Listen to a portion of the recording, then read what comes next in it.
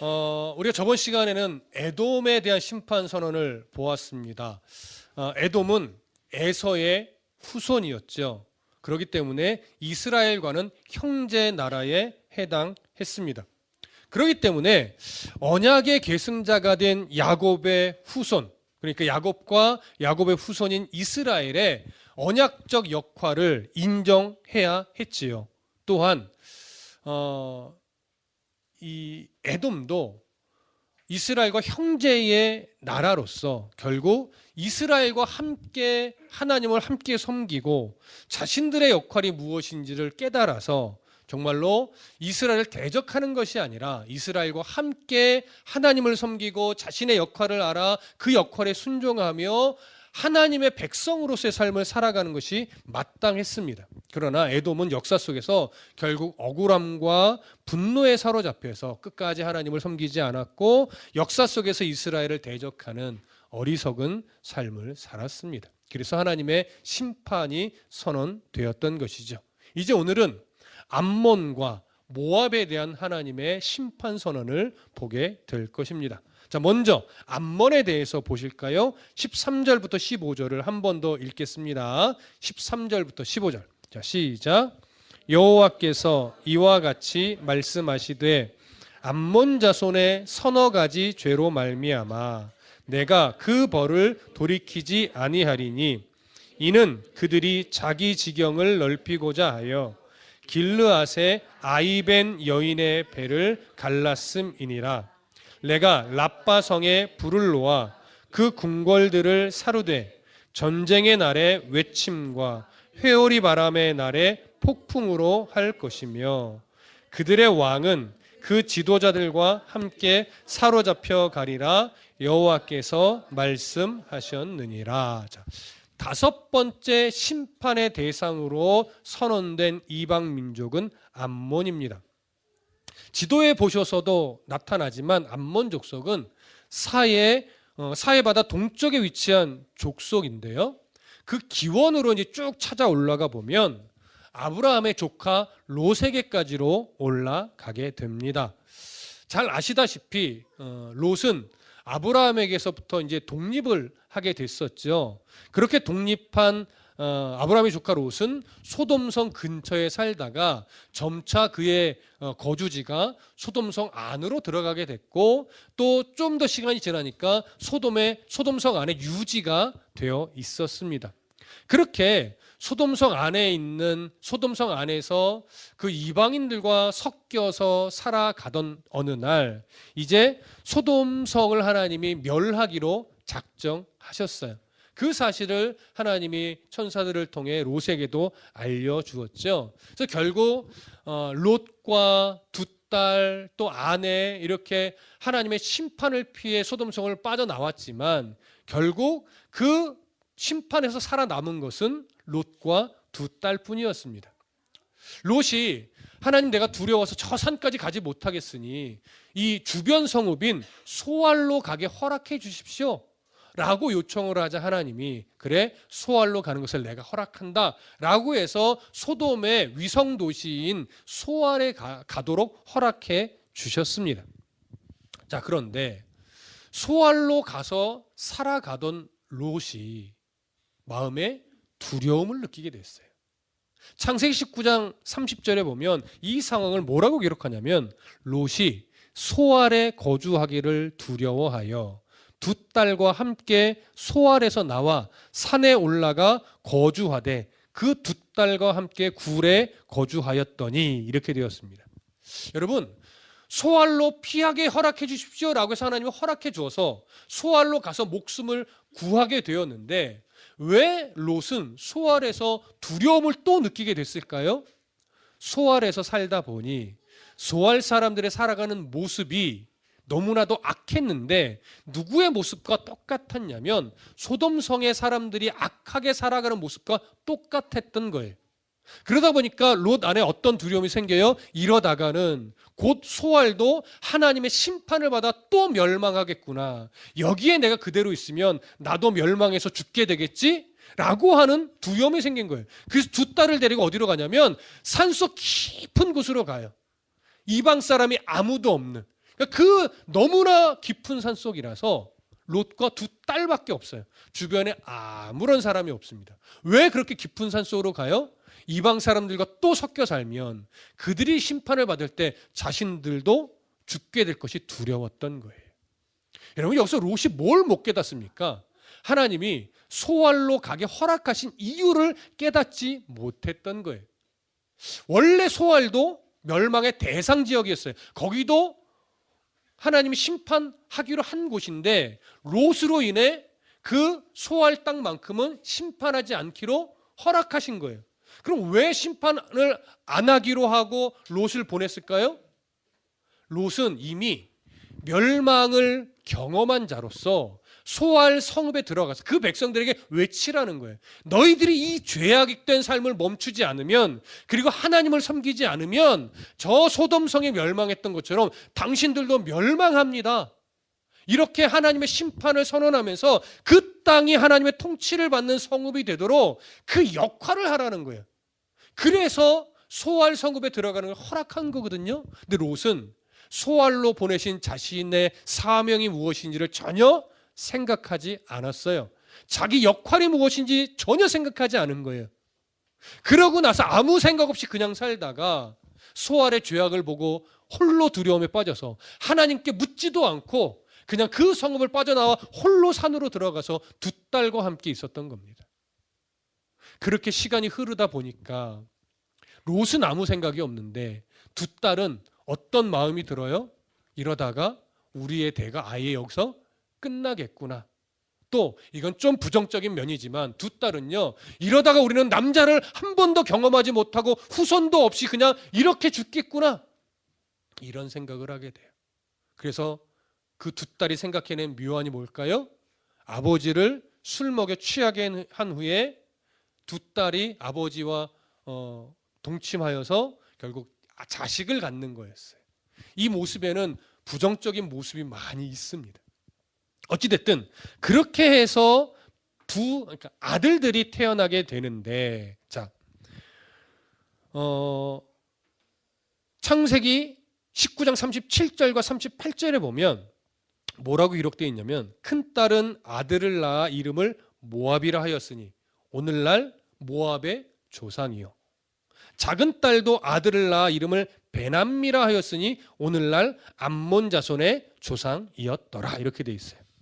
그러니까 모압 족속은 롯의 큰 딸과 아버지가 근친상간하여서 난 아들 모압이 손조가 되는 그 민족이에요. 그리고 암몬은 그의 둘째 딸과 아버지가 근친하여서 결국 낳은 아들 베남미가 손조가 된 그런 민족입니다. 그러니까 모압과 암몬은 이스라엘과의 관계를 따지면 어떤 나라가 돼요? 친척 관계에 있는 나라가 되는 거죠. 자, 그렇다면 암몬도, 물론 모압도 마찬가지로 에돔처럼 이스라엘과 친척 관계이니만큼 이스라엘 백성의 언약적 위치와 역할을 인정하고 그들을 대적하는 것이 아니라 오히려 함께 하나님을 섬기고 이스라엘이 언약적 역할을 감당하도록 자신들이 어떻게 해야 될까를 하나님께 물으며 자신들의 역할을 찾아 행하는 삶을 살아냈어야 되는 거예요. 함께 하나님을 섬기며 자신들의 서로의 역할에 집중하는 순종의 삶을 살아내는 것이 옳았던 거죠. 그런데 역사 속에서 이 암몬도 모압도 이스라엘과 그런 역할을 바라보고 자신들의 역할이 무엇인지 전혀 생각하지 않았습니다. 하나님을 대적하여 믿지 않았고 우상을 섬겼고 역사 속에서 언약의 계승자로서 선택을 받은 이스라엘을 끝까지 대적을 하려 했죠. 그래서 이 암몬이 이스라엘을 대적하게 된 때가 언제예요?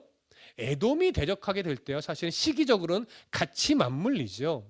모세가 이스라엘 백성을 데리고 출애굽하여서 이제 약속의 땅으로 들어가기 위해 약속의 땅 오른편으로 올라가는 거예요. 그래서 요단 강을 기준으로 보면 오른쪽으로 가기 위해서 에돔 지역을 지나 왕의 대로로 쭉 올라가려고 했는데 에돔이 그것을 거절했죠. 그래서 하나님이 에돔은 형제 나라이니 에돔과 싸우지 말고 우애해라, 이런 말씀을 주신 거예요. 그래서 에돔과 안 싸우고 그냥 멀리 돌아서 갔어요. 돌아서 이제 모압, 암몬 이 지역을 지나가는 거죠. 근데 모압은 좀 이따가 살펴볼 거니까 모압은 조금 이따 얘기를 하기로 하고, 모압도 그렇고 암몬도 그렇고 이 이스라엘이 지나가는 길을 열어주지 않고 그걸 대적하고 막으려고 했던 거예요.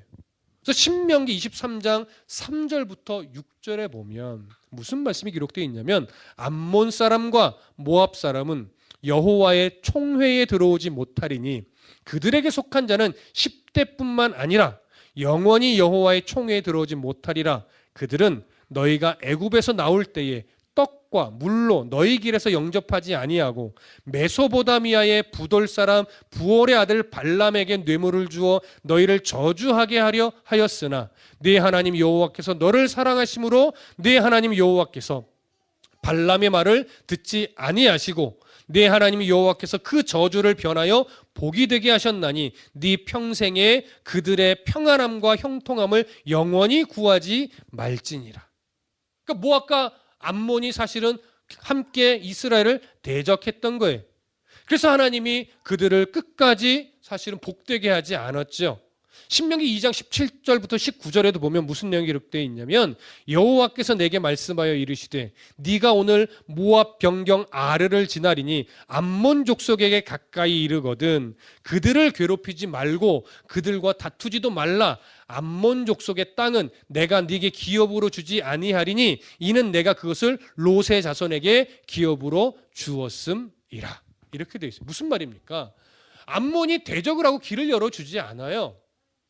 그랬더니 하나님이 그 암몬을 대적하라고 해요? 아니요, 대적하지 말라고 해요. 왜냐하면 롯의 후손이니까.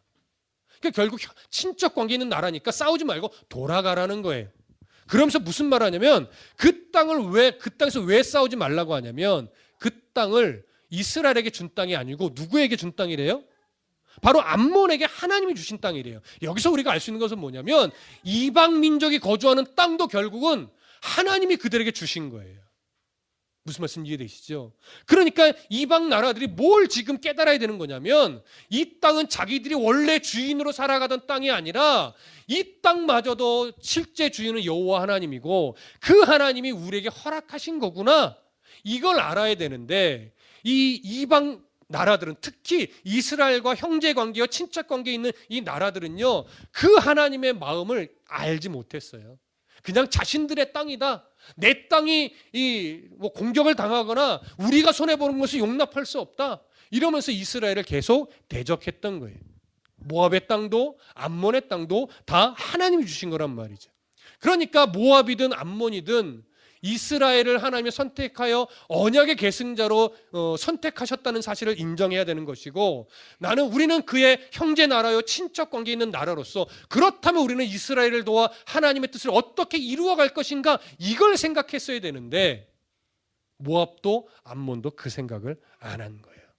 계속하여 하나님을 대적했고 계속하여 우상을 섬겼고 계속하여 이스라엘을 대적했던 것이죠. 그래서 이런 역사 속에서 하나님이 주신 기회를, 충분히 하나님이 기회를 주었음에도 불구하고 모든 기회를 저버리고 끝까지 하나님을 대적하며 이스라엘을 대적했던 이 모압, 그리고 암몬, 하나님이 이런 암몬에 대해서 이렇게 오늘 말씀하시는 거예요. 암몬 자손의 서너 가지 죄로 말미암아 내가 그 벌을 돌이키지 아니하리니. 이미 앞에서도 계속 똑같은 표현으로 이방 민족들에게 심판을 선언하셨죠. 지금도 동일하게 하나님의 완전한 심판을 이렇게 선언한 겁니다.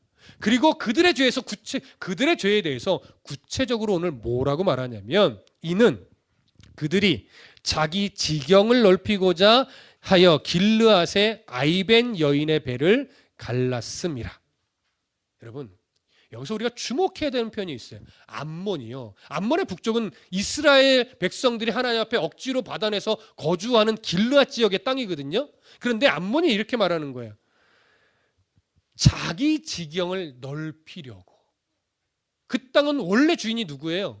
하나님이에요. 하나님이 암몬에게 주신 땅이란 말이에요. 그래서 이 땅은 이스라엘에게 준 땅이 아니야, 내가 암몬에게 준 땅이니 그 땅을 공격하지 말아라 하는, 이렇게 말할 정도였는데 암몬이 말하는 거예요. 우리 지경을 넓혀야 된다. 왜냐하면 북쪽으로는 길르앗이 있지, 서쪽으로는 사막 지역의 족속이 있지, 남쪽으로는 모압이 있지. 우리가 살아남으려면 빨리 지경을 넓혀서 주변 땅을 우리 것으로 만들어 힘을 키워야 돼. 이렇게 생각했던 거예요. 그래서 가장 잔인하게 공격한 땅이 어디냐? 북쪽의 길르앗이에요. 왜요? 길르앗이 가장 약해 보이거든요. 이스라엘 민족이 가장 만만해 보이거든요. 하나님의 언약을 계승한 민족이고 자신들과 친척 관계 있는 나라라고 전혀 생각하지 않고 우리가 잡아먹기에 편한 땅, 편한 민족이 있는 땅, 이렇게만 바라보는 거예요. 그래서 북쪽의 길르앗을 공격한 거죠. 그런데 오늘 성경은 그 자기 지경을 넓히려고 잔인하게 공격한 그 길르앗을 향한 공격에 대해서 뭐라고 표현했냐면 길르앗의 아이벤 여인의 배를 갈랐음이니라. 여러분, 얼마나 이게 잔인한 행동인지 아시죠? 아예 후손까지도 태어나지 못하도록 아예 멸절을 시키는 거예요. 근데 사실 이 아이벤 여인의 배를 가르는 행위, 이방 민족들도 이런 행위는 원래 잘 안 하는 행위예요. 실제로 당시 민족이나 부족 간의 전쟁을 할 때도요, 암암리에 그들 안에 불문율이 분명 있었어요. 비인간적인 사륙은 하지 않는 거. 그러니까 전쟁 시에 아무런 힘이 없는 연약한 아이들이나 여인들, 특히 아이벤 여인들을 사륙하는 일은요, 보편적으로 그 짓까지는 안 했었어요. 근데 아주 잔인한 민족이나 뭔가 복수심에 의해서 하는 전쟁 때는 종종 이런 잔인한 일이 벌어지긴 했으나 일반적인 전쟁에서는요, 이런 짓을 하지 않아요. 그게 말하지 않고 보편적으로 지켜내는 일들이었어요. 그런데 지금 암몬은 길르앗을 정복하려고 공격할 때 아이벤 여인까지 잔인하게 다 죽였다라고 말하는 거예요. 그러니까 하나님은 이런 이유로 인해 어떻게 심판을 선언하냐면 14절에 내가 라빠 성에 불을 놓아 그 궁궐들을 사르되 전쟁의 날의 외침과 회오리 바람의 날에 폭풍으로 할 것이며 그들의 왕은 그 지도자들과 함께 사로잡혀 가리라 여호와께서 말씀하셨느니라. 이렇게 심판을 선언한 겁니다. 암몬을 향한 구체적인 심판 선언인데 여기서 라빠는 암몬의 수도이기도 하고 라빠에서 가장 큰, 그러니까 암몬 지역에서 가장 큰 수도이기도 하죠. 이런 수도 안에 있는 라빠의 여러 궁궐들을 사른다는 것은 완전하게 심판하겠다라고 하는 의미죠. 그런 완전한 심판을 시행함에 있어서 전쟁의 날의 외침과 회오리 바람의 날에 폭풍으로 한대요. 여기 전쟁의 날의 외침이라는 건 뭐냐면요, 무서운 적이 쳐들어오는 어떤 긴급한 상황에서 사람들이 전쟁이다라고 외치는 신호를 말하는 거예요. 그리고 회오리 바람의 날의 폭풍이라고 하는 것은요, 하나님이 어떤 대상을 심판하기 위해서 군대를 보내는데 그 군대가 진군할 때 막 바람이 일어나잖아요. 회오리 바람 같은 그런 바람을 의미하는 거예요. 그러니까 결국 전쟁의 날의 외침, 회오리 바람의 폭풍이라는 건 하나님이 암몬을 심판하기 위해서 하나님의 군대를 보낼 때 그 군대가 진군해 오는 이 모습의 긴박함과 그 무서움을 표현하고 있는 겁니다. 그러니까 얼마나 하나님이 단호하게 지금 심판을 시행할 것인지를 보여주는 거죠. 그러면서 이 심판에 의해서 이제 어떤 일이 벌어지느냐? 그들의 왕은 그 지도자들과 함께 사로잡혀 가리라 여호와께서 말씀하셨느니라. 왕, 지도자들, 권력자들 다 사로잡혀 간다는 거예요. 역사 속에서 보면요, 암몬은 본래 다윗에 의해서 한번 정복이 됩니다. 다윗 시대에 정복이 되고 더 이제 역사가 흘러서 아수르의 정복당해서 아수르에 의해서 암몬의 모든 지도자나 권력자들이 다 곳곳에 포로로 끌려가는 일이 벌어져요. 이렇게 이제 성취가 되는 겁니다. 우리 이렇게 이제 암몬에 대한 심판 선언에 대해서 봤고요. 이번에는 모압의 심판 선언을 또 이어서 살펴볼 겁니다. 자, 2장으로 가봅니다.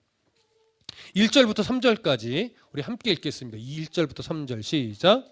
여호와께서 이와 같이 말씀하시되 모압의 서너 가지 죄로 말미암아 내가 그 벌을 돌이키지 아니하리니 이는 그가 에돔 왕의 뼈를 불살라 죄를 만들었음이라. 내가 모압에 불을 보내리니 그리옷 궁궐들을 사르리라. 모압이 요란함과 외침과 나팔 소리 중에서 죽을 것이라. 내가 그 중에서 재판장을 멸하여 지도자들을 그와 함께 죽이리라 여호와께서 말씀하시니라. 자, 여섯 번째 심판 대상이 되는 이방 민족은 모압이죠. 앞에서 암몬과 함께 설명을 드렸듯이 롯의 큰딸이 아버지에게서 근친하여 낳은 모압의 후손입니다. 역시나 암몬도 이스라엘과 친척 관계에 있는 나라이며 족속이죠.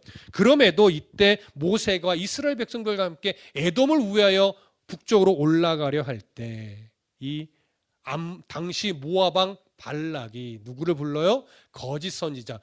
저주 전문 주술가예요. 사실은 선지자라고 부르기도 어려워요.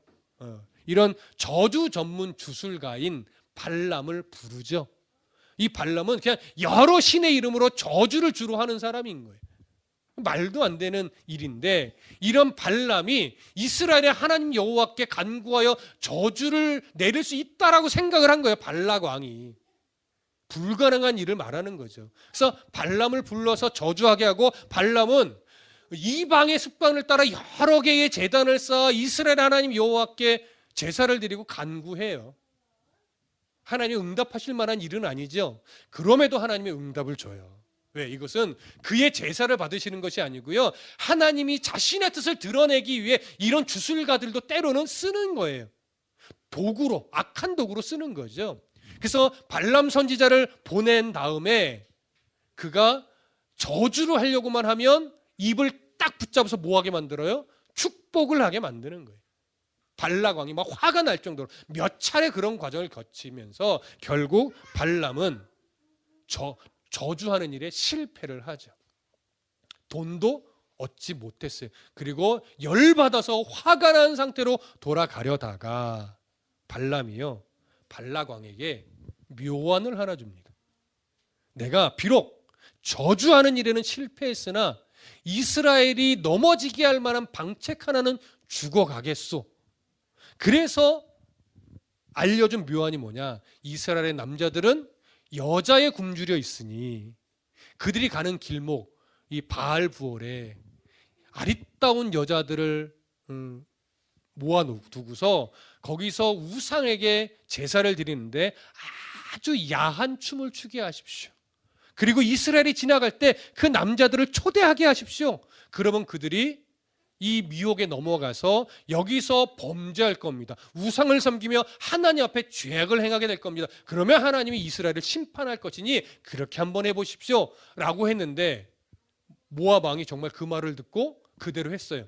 근데 그 얘기대로 이스라엘 남자들이 넘어가서 그 여자들에게 속하여 함께 우상에게 제사를 드리며 하나님의 벌을 받게 되죠. 근데 하나님은요, 이스라엘도 심판했지만 그 일을 꾸며낸 발람 선지자와 모압도 하나님이 심판을 하셨어요. 이렇게 모압은 역사 속에서 이스라엘을 대적합니다. 이 대적은요, 사사시대에도 이어졌어요. 여러분, 모압 왕 에글론 누가 결국 죽였죠? 우리가 보통 왼손잡이라고 말하는, 그럼 우리는 사사기를 통해서 왼손잡이가 아니라 왼손도 저격수로 훈련받은 아주 용맹한 전사라는 걸 알았죠. 그 에웃이 암살했던 왕 에글론이 모압의 왕이었어요. 그러니까 사사시대에도 모압은 이스라엘을 괴롭혔어요. 그리고 사울 왕 때도 간헐적으로 이스라엘과 전투를 벌였던 민족입니다. 그러다가 다윗 왕 때에 이 암몬이 제압을 당했듯이 모압도 제압이 돼요. 이 내용은 사무엘하 8장에 나오는 내용이죠. 하나님이 이런 모압을 향해서 여호와께서 이와 같이 말씀하시되 모압의 서너 가지 죄로 말미암아 내가 그 벌을 돌이키지 아니하리니 라고 단호한 심판을 선언하신 겁니다. 그런데 그 심판의 이유를 우리가 보편적으로 알고 있는 내용으로 기록하지 않고 뭐라고 이야기하냐면 이는 그가 에돔 왕의 뼈를 불살라 죄를 만들었음이니라 이렇게 얘기해요. 에돔은 에서의 후손으로 이스라엘과 형제의 나라에 있는 족속이고 더 남쪽에 있는 족속이죠. 근데 그 에돔 왕의 뼈를 불살랐다라고 말을 하는데 사실 성경 어디에도 모압이 에돔을 공격하여 에돔 왕의 뼈를 불살랐다는 기록을 찾아보기는 어려워요. 그래서 이 사건이 역사 속에서 어느 시대 언제 일어났던 사건인가에 대해서 학자들의 좀 논의가 많습니다. 그러니까 단정적으로 어느 때 사건이다라고 말하기가 되게 애매해요. 하지만 보편적으로 그래도 학자들이 가능성 있게 추측하는 사건 하나만 오늘 좀 제시해 보려고 하는데, 그 사건이 뭐냐면 열왕기하 3장에 나오는 기록인데, 북이스라엘의 9대 왕이었던 여호람, 이 여호람 때 여호람이요, 모압을 이제 말하자면 공격하기 위해서 자기들만의 힘으로는 안 되니까 남유다 왕에게도 요청을 해서 연합군을 형성하고, 그때 이 에돔이 또 속국으로 있었거든요. 그래서 에돔에게도 요구를 한 거예요. 에돔 왕, 너희는 우리 속국이니까 우리가 모압을 칠 때 너희들도 합세해. 그리고 너희들의 또 길을 잘 아니까 너희들이 우리와 함께 우리를 도와서 모압을 치자, 이렇게 얘기를 한 거예요. 그래서 실제로 북이스라엘과 남유다와 에돔이 연합군을 형성해서 모압을 공격했어요. 그러니까 에돔 땅으로 돌아서 모압으로 올라간 거죠. 자, 그렇게 해서 모압을 공격했는데요. 이때 모압이 거의 패배 직전까지 가요. 근데 패배 직전까지 가는 상황에서 모압이 기사회생을 한번 하게 되는데, 열왕기하 3장 26절과 27절에 보면 뭐라고 기록되어 있냐면, 잘 들어보세요. 모압 왕이 전세가 극렬하여 당하기 어려움을 보고 칼찬 군사 700명을 거느리고 돌파하여 지나서 에돔 왕에게로 가고자 하되 가지 못하고, 이에 자기 왕위를 이어 왕이 될 맏아들을 데려와 성 위에서 번제를 드린지라 이스라엘에게 크게 경노함이 임함에 그들이 떠나 각기 고국으로 돌아갔더라. 이렇게 돼 있어요. 자, 전쟁이 패배 직전까지 가니까요, 모압 왕이요, 어떤 묘안을 처음에 냈냐면, 이 싸움을 뚫고 에돔 왕에게 가서 에돔 왕에게 너 그러지 말고 우리가 다시 연합하자 하면 에돔 왕이 내 말을 들을 거라고 생각을 한 거예요. 그래서 이 전쟁을 뚫고 에돔 왕을 만나러 가려고 했는데 이게 뜻대로 안 된 거예요.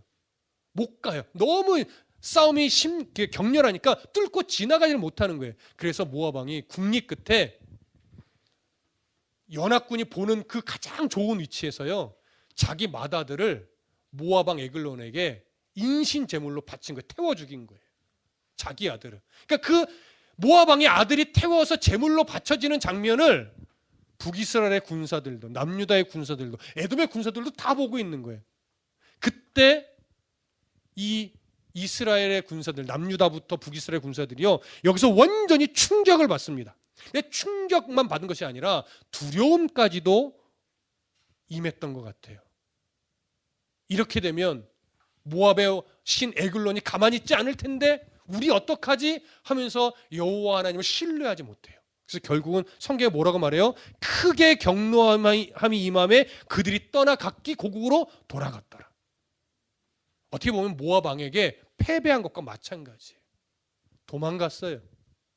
성경은 더 이상의 기록이 없지만 대부분의 학자들은요, 이때 이 북이스라엘과 남유다와 에돔의 군사들이 이제 뿔뿔이 흩어지게 되자 모압 왕이 에글론에 쳐들어가서 모압 왕이 에돔에 쳐들어가서 에돔 왕을 오늘 성경에 기록되어 있는 대로 에돔 왕의 뼈를 불살라 제를 만드는 이런 잔인한 행위를 한 것으로 보고 있습니다. 단정하기는 어려우나 충분히 가능성과 개연성은 있는 이야기로 여겨집니다. 자, 이런 일들은 결국 이스라엘이 하나님이 승리를 주고 계심에도 불구하고 이방 민족의 그 인신 제물의 행위를 보고 하나님을 신뢰하지 못하고 도망친 것 때문에 사실은 생긴 일이죠. 자, 이렇게 끝까지 하나님을 대적했고 인신 제물도 서슴없이 바치며 이스라엘을 대적했던 모압, 이 모압을 향해서 하나님이 이제 심판 선언을 하시는데, 내가 모압에 불을 보내리니 그리옷 궁궐들을 사르리라. 모압이 요란함과 외침과 나팔 소리 중에서 죽으리라. 자, 그리옷 궁궐을 사른다는 건 똑같아. 결국 수도인 가장 중요한 성읍을 완전하게 심판하겠다는 것으로서 모압을 완전히 심판하겠다는 의미와 동일합니다. 근데 그 심판의 모습을 모압이 요란함과 외침과 나팔 소리 중에서 죽을 것이라, 앞에 암몬에게 했던 말과 똑같은 내용이에요. 사방에서 들려오는 군대의 함성 소리와 비명, 전투의 나팔 소리를 들으면서 결국은 생명을 잃게 될 것이다. 이게 심판선언인 거죠. 똑같은 의미입니다. 그리고 하나님은 이런 심판선언과 함께 내가 그 중에서 재판장을 멸하며 지도자들을 그와 함께 죽이리라 여호와께서 말씀하시니라. 암몬은 포로로 끌려간다고 말했고 모압은 어떻게 해요? 지도자들도 재판장들도 관리들도 다 죽게 될 거라고 단호하게 선언을 했습니다. 결국 이런 모압은요, 북이스라엘이 멸망하기 한 10여 년 전, 그러니까 주전 734년에 북이스라엘은 722년에 멸망을 하니까 734년에 아수르의 속국이 되면서 결국 모압은 거의 멸망한 것과 동일하게 됩니다. 이렇게 이스라엘과 친척 관계에 있는 암몬 족속과 모압 족속은요, 결국 이스라엘을 끝까지 대적하고 끝까지 하나님을 섬기지 않고 또 잔인한 행위를 함으로 말미암아 하나님의 심판을 받게 된 것이죠.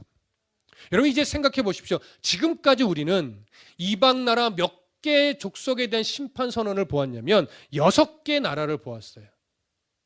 아람, 블레셋, 베니게, 에돔, 암몬, 모압.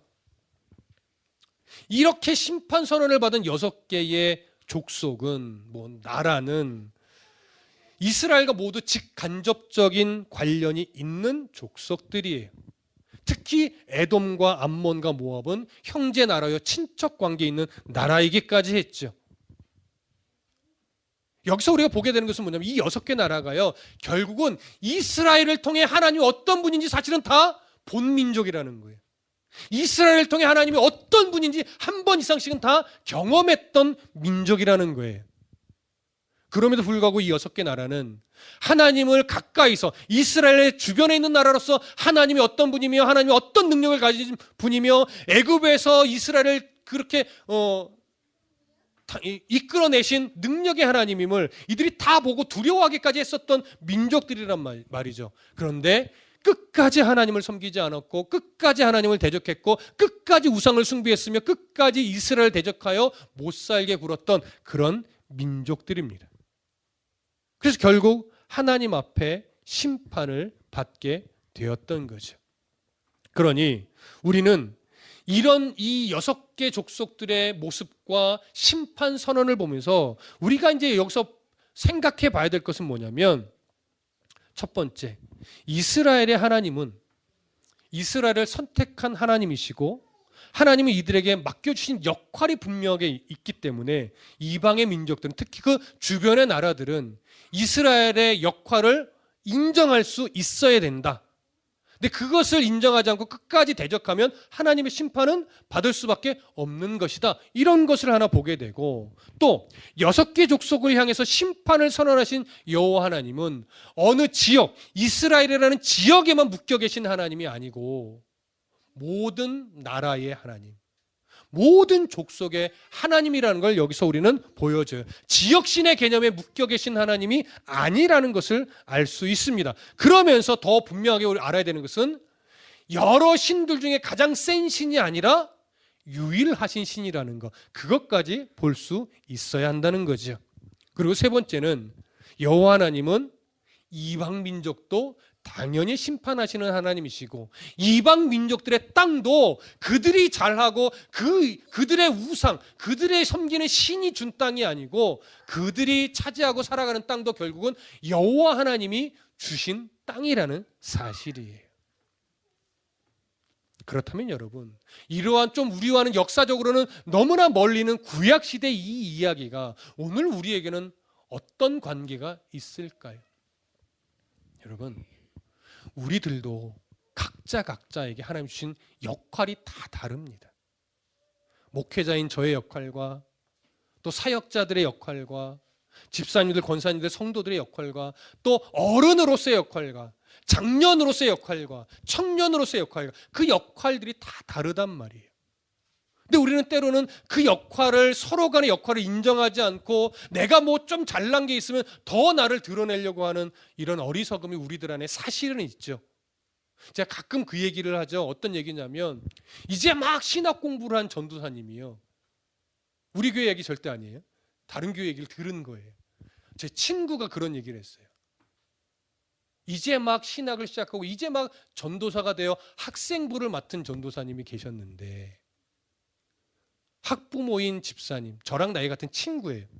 그 친구를 부르더니 그 자녀의 연약함을 지적해 주면서 엄마가 똑바로 가르쳐야 되고 신앙은 그런 게 아니라고 지적을 했는데, 그 주장 자체도 잘못됐고 참 교만을 떤 거였어요.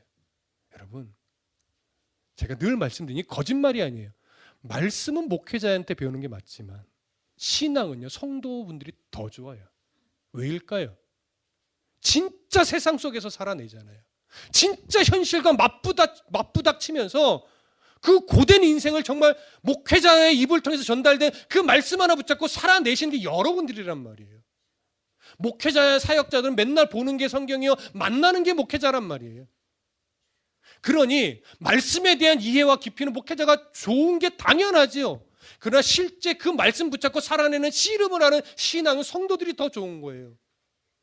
그러니까 제가 속된 말로 전도사 나부랭이가 지가 신앙이 좋으면 얼마나 좋다고, 권사님들, 집사님들, 이런 어른들의 지난 세월을 무시하고 자기가 막 신앙을 가르치려고 언성을 막 높이는 짓은요, 이건 말도 안 되는 거예요. 역할과 자기의 위치와 이것들을 잘 알아야죠. 목사인 저도 여러분의 신앙을 가르치지 못합니다. 그래서 제가 할 수 있는 건 다만 이거예요. 성경은 이렇게 말합니다. 하나님은 이렇게 말합니다. 이거밖에 저는 할 수 있는 게 없어요. 제가 여러분들보다 신앙이 좋지 않거든요. 그러니 제가 감히 여러분들 신앙이 뭔지 아십니까? 이렇게 말할 수 없는 거예요, 여러분. 그래서 여러분 잘 살아내 주셔야 돼요. 저의 책임은 말씀을 바르게 가르치는 것이고, 여러분들의 역할과 책임은 그 말씀이 하나님의 말씀이다라고 인정이 되면 아멘으로 받고, 부딪힘이 있더라도 그 말씀에 순종하여 살아내는 그 신앙의 씨름을 여러분들이 해주시고, 그 여러분들이 그런 삶의 이야기를 저한테 해주시면, 아, 그렇구나, 정말 이 말씀이 진리구나, 저도 동의를 하면서 저도 신앙을 배우는 거죠. 이해되십니까? 이게 함께 가는 거예요, 여러분. 그러니 교회 안에 높고 낮음이 어디 있겠습니까? 담임 목회자, 그 리더로서 존중을 해주는 것이지 담임 목사가 갑이 아니라고요. 교회 대장 아니라고요. 그냥 리더십을 갖고 있을 뿐이죠. 왜? 교회가 그래도 질서 있게 움직여야 되니까. 그런 차원이에요. 그러니까 지금 이 6개의 족속들도 마찬가지예요. 이스라엘의 역할이 무엇이며 자신들의 역할이 무엇이고, 이스라엘은 우리들은 동일한 하나님을 섬기며 그 하나님 말씀 앞에서 순종해야 되는 자들이다. 이걸 알았어야 되는데 이것을 모르니까 결국 이스라엘은 하나님이 끝까지 끌고 가지만 이 이방 민족은 버림을 당했다기보다 그래서 하나님의 심판을 받은 거예요. 이건 구약시대 이야기죠. 하지만 하나님이 이런 이방 민족들도 버린 건 아니란 말이에요.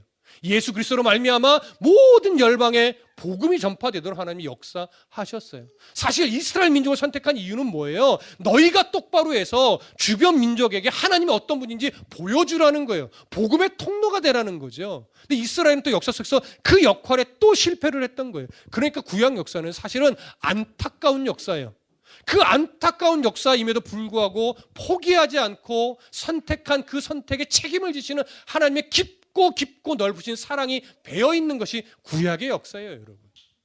그러니까 우리는 구약 역사를 통해서 인간의 본성의 안타까움을 발견해야 되고, 그럼에도 불구하고 끝까지 사랑해내시는 하나님의 완전하신 사랑도 발견을 해야 되는 거죠. 그러니까 이 오늘의 심판 선언도요, 안타까운 기록이지만 이 심판의 선언은 결국 예수 그리스도로 말미암아 다시 복음이 이들에게까지 전해지면서 하나님의 나라가 확장되는 그 길로 향해서 가는 거예요. 이건 완전하게 버림이 아니라고요. 오늘 저와 여러분들의 역할이 무엇일까요? 교회에서 저와 여러분의 역할, 또 각 가정에서 여러분들의 역할, 또 세상에 갔을 때 여러분들의 역할, 그게 무엇일까요? 여러분 생각하셔야 됩니다. 내가 오늘 교회에서 나의 역할에 충실하게 살아내고 있는가?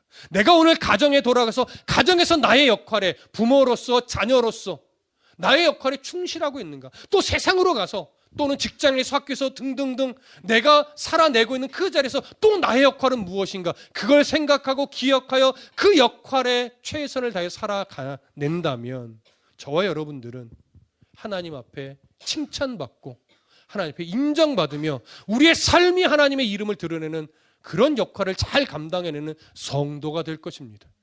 암몬과 모압의 죄의 심판 선언에서 보았던 이 안타까움을 우리 반복하지 말고 이제는 나의 위치와 역할을 알아 각자 살아내는 영역 속에서 정말 하나님을 드러내는 그런 역할에 최선을 다하는 저와 여러분들 되기를 간절히 소망하고 축복합니다.